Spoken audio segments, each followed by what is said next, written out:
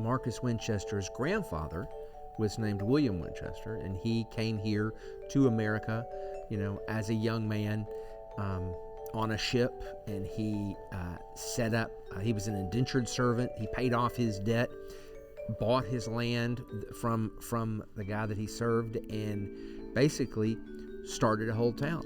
He was from Westminster, Maryland, is the town today. But during the Revolutionary War, they fought hard on the American side. And so here, James Winchester and his brothers and his father, they were all in the Revolutionary War in various capacities and various roles. And so James Winchester and his brother, when the Revolutionary War ended, it was now time for them to celebrate their freedom, and the first thing they did was head west.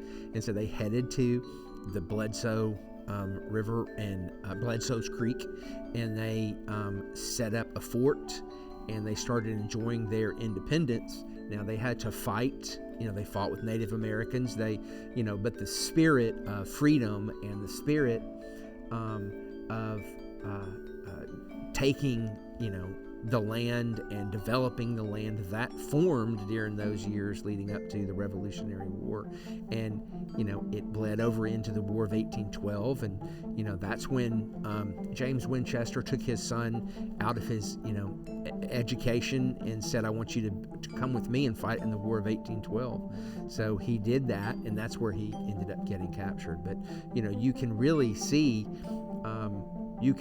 just like you can see the steps that were leading towards the Civil War later on, you can see the steps that were leading towards Western expansion and into Tennessee.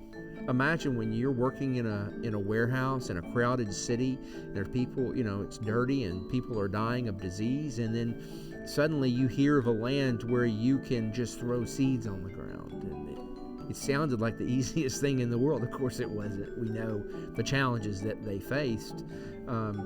But no, it absolutely, when you study, the Revolutionary War and the attitudes of the people and the way many of them thought, you can see that demand for both freedom and for the opportunity to grow.